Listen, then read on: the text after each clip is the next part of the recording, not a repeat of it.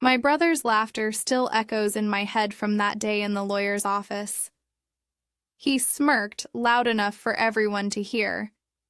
"You ended up with the old wreck. I got the empire. Dad's $4 million company is mine. You're stuck with that crumbling house." The relatives shifted in their seats, glancing at one another awkwardly. Josh didn't care. He never did. But what he didn't realize, what no one in that room could have guessed, was that Dad had hidden something far greater within those worn-out walls.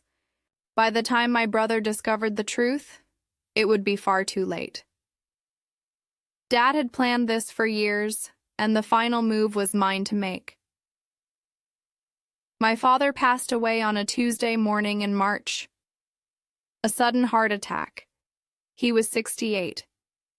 Until that call, I'd thought he was indestructible. His funeral took place at Riverside Methodist Church in Asheville, North Carolina, the same place where he'd married my mother 35 years earlier. She had died 6 years before, and I think that loss quietly took the rest of him with her. I got there early. The church smelled of lilies and aged wood. I sat alone in the front pew, staring at the closed casket covered with an American flag. Dad was a veteran. He'd served in Vietnam, returned home, and built a printing company from the ground up. By the time I was born, his business was already solid. When Josh arrived 3 years later, it had grown into a $1 million success. Josh, of course, showed up late. That was just who he was. He strolled in wearing what looked like a $3,000 Tom Ford suit. Not a tear on his face. He moved through the crowd shaking hands, offering polite smiles, slipping in little nods like he was attending a networking event instead of his father's funeral. Between condolences, he still checked his phone. That was Josh, forever putting on a show. We were never close. As kids, I was the quiet one, more comfortable with books and tools than people. Josh was the golden child, the football captain, the homecoming king, Dad's constant source of pride. Every Sunday dinner, Dad would turn to Josh with interest, asking about his sales figures, new clients, and future plans. Then he'd glance at me and casually ask, "So, how's the house project coming along?" Like my entire life was just a footnote. 3 days later, we met at Morrison and Associates for the reading of the will, Dad's longtime legal firm. The mahogany table seemed far too large for the four of us. Josh, me, Mr. Harrison, the attorney, and Rita, Dad's accountant. Mr. Harrison cleared his throat and began. His voice was steady but emotionless, every word wrapped in legal phrasing.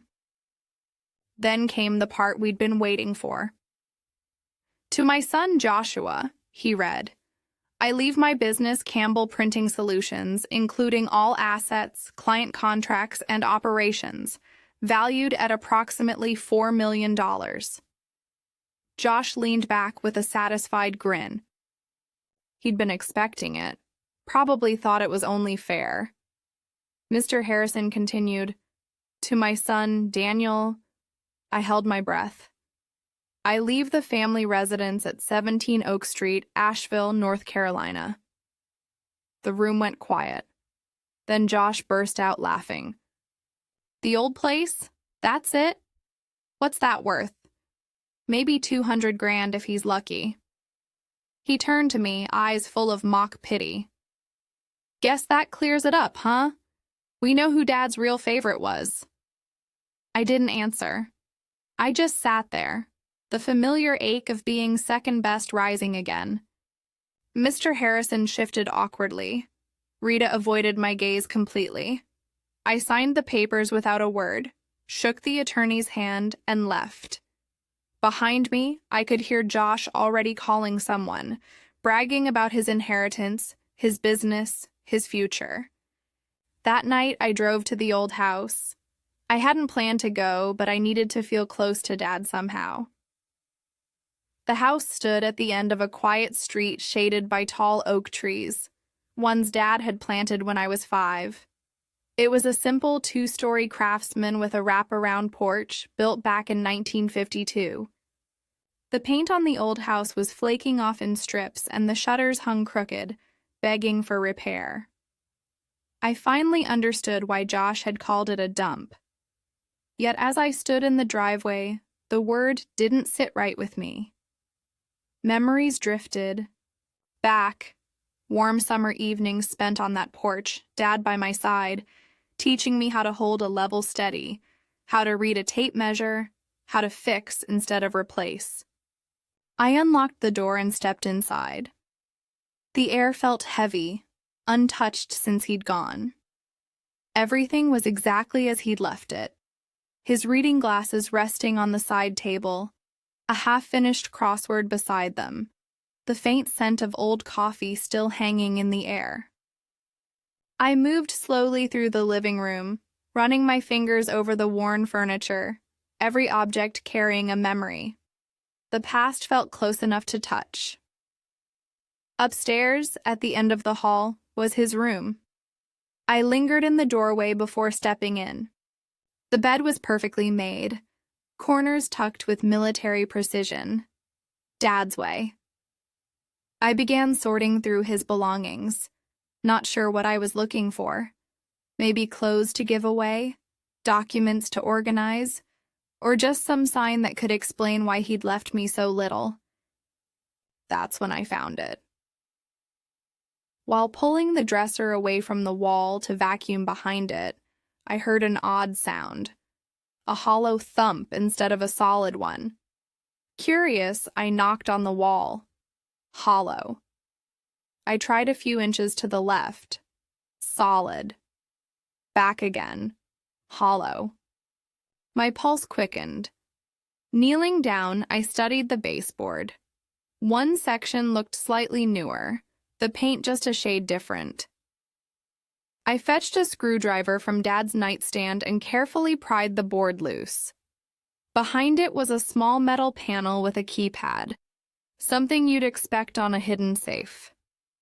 For nearly a minute, I just stared at it, my mind spinning through possibilities. Then I tried the only code that made sense. Mom's birthday. 07-23-56. A soft click broke the silence. Inside the cavity was a fireproof safe, small enough to fit neatly between the studs. Inside it lay 3 things: a sealed envelope with my name in Dad's handwriting, a thick folder of documents, and a brass key attached to a tag that read, First National Bank, Box 217. My hands trembled as I tore open the envelope. The letter was written on Dad's personal stationery, dated 2 months before he passed. Daniel, it began, if you're reading this, I'm gone, and you found what I needed you to. I'm sorry for the confusion at the will reading. I'm sorry if Josh made you feel lesser, but you have to understand, this was never about money. It was about understanding my sons. He explained that he'd spent his life observing us both. He'd seen Josh's drive, his charm, his business instinct, and also his pride, his stubbornness, and his belief that confidence mattered more than wisdom. I gave Josh the company because that's what he expects, he wrote. I need to see if he can manage it without me, or if he's been carried by my name all along. Then came the part about me. You were always different, Daniel.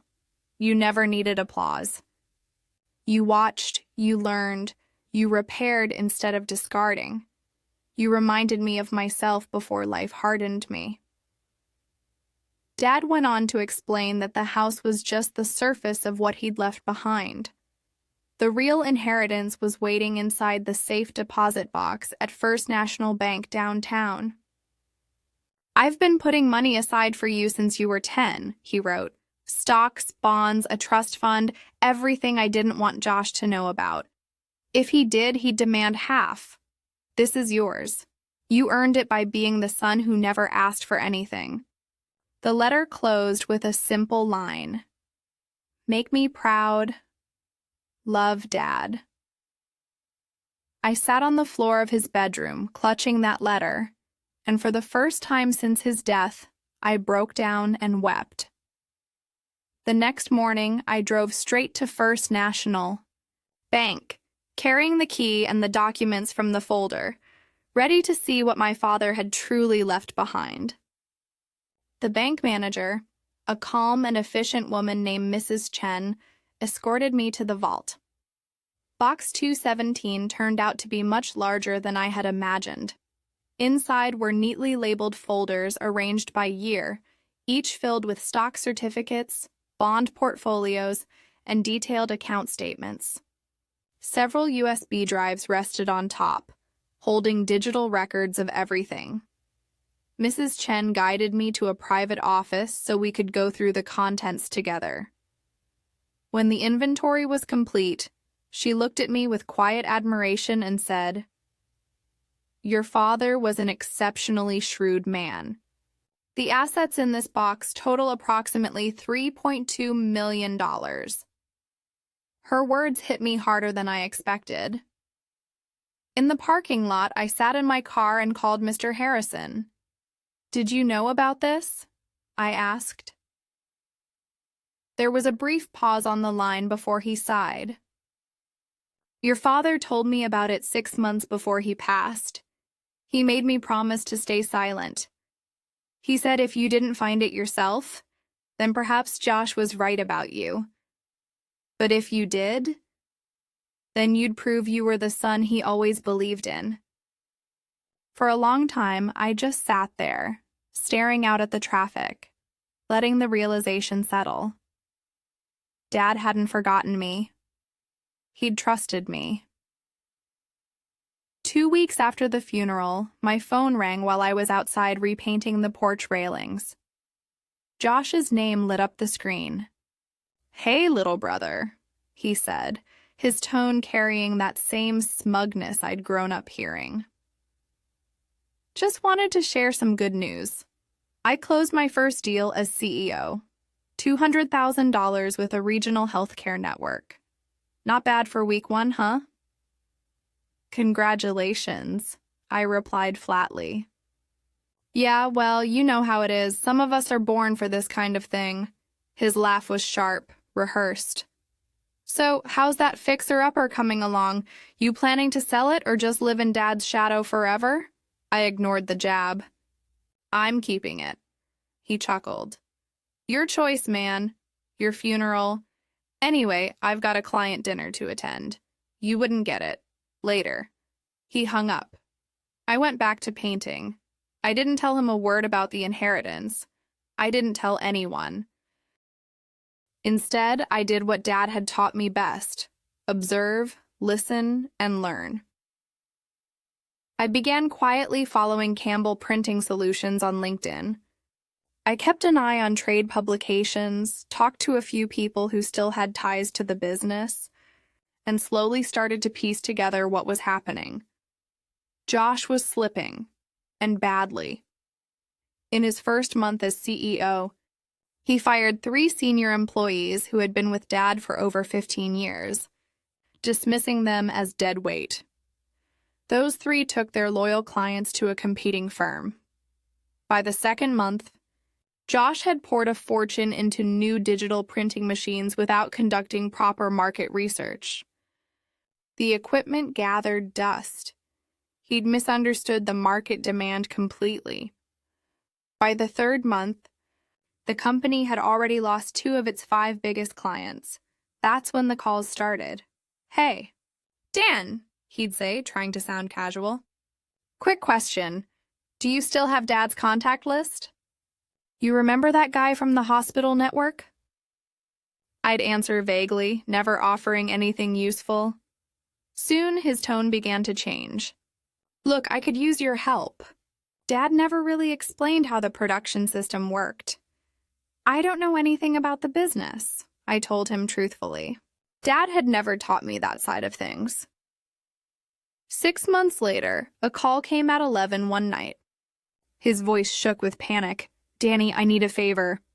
"Just a short-term loan, 50 grand. The company's tight on payroll until a few invoices clear." "I don't have $50,000, I said. "Come on, you can take out a small loan on the house. I'll pay you back with interest." "No? What? Are you serious right now?" "I'm your brother, Dan. Dad would want you to help me." That last part lit a fire in me. "Dad left you a $4 million business," I said quietly. "He left me a house. If you can't keep that company afloat, that's not on me," I said firmly. "You're unbelievable," Josh snapped. "Always jealous, always bitter. This is why Dad left the real inheritance to me." I ended the call, but the silence didn't last long. The phone kept lighting up, first weekly, then several times a week, and eventually every single day. Each time the numbers grew larger.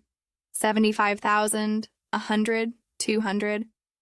Every call carried a little more desperation in his tone. And every time my answer stayed the same. No. From a distance, I watched his empire start to collapse. Employees began quitting. Longtime clients didn't renew their contracts. Industry forums buzzed with whispers. "Ever since the old man passed," one comment read, "that company's been going downhill fast." 9 months after Dad's death, Josh called again, this time his voice hollow. "I'm losing everything," he said quietly. "The company's finished. I'm filing for bankruptcy. Creditors are coming after everything. The house, the cars, all of it. I don't know what to do." "You could have asked for help sooner," I told him. "You could have listened to people who knew better. You could have been humble." He paused. "Is this you rubbing it in? Gloating?" "No, Josh," I said. "This is me telling you the truth. Dad didn't leave you the company because he thought you'd succeed. He left it to see what you'd do with it. It was a test, and you failed." Silence followed. Then his voice, small and uncertain. "And what did he give you?" "Exactly what I needed." I ended the call. For good. 3 weeks later, Campbell Printing Solutions declared bankruptcy. The assets were sold off piece by piece, the proceeds swallowed by debt collectors. The brother who had once been the golden child was left with nothing but unpaid bills and a harsh lesson in humility. 2 years have passed since Dad's funeral. The house on Oak Street is unrecognizable now. Every wall has been repainted, the porch restored, the roof replaced. I brought Mom's garden back to life. Her roses bloom again each spring. The property is worth far more than the $200,000 Josh had mocked. But I have no plans to sell. This place is home. I used part of the inheritance wisely, investing in index funds the way Dad once taught himself to do. I paid off my debts and launched a small carpentry business, crafting custom furniture for homes across North Carolina. It's not a multi-million-dollar enterprise, but it's steady, honest work, and I love every bit of it. Josh and I don't speak anymore. Through a cousin, I heard he moved to Charlotte, working in sales for someone else's company. He's trying to rebuild. Part of me feels sorry for him. Part of me knows he needed to fall to learn. Maybe one day we'll talk again. Maybe not. Either way, I've found peace. Last month, I drove to Riverside Cemetery where Mom and Dad rest side by side.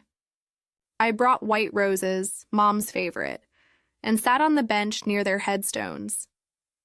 I told Dad everything. How I'd found the safe, read his letter, and finally understood. I told him I forgave him for the years I thought he'd overlooked me. "You weren't ignoring me," I said softly. "You were preparing me." The breeze rustled through the oaks, and somewhere nearby a cardinal began to sing. I sat there for a long time, feeling close to him again. Dad's true legacy wasn't the money, though I'll always be grateful for it. His real gift was the wisdom he passed down, that your value isn't measured by what you inherit, but by what you build from it. He taught me patience. He taught me humility. He taught me that the loudest person in the room isn't always the wisest one. Josh got what he wanted. I got what I needed, and that made all the difference. Dad knew both his sons better than we knew ourselves.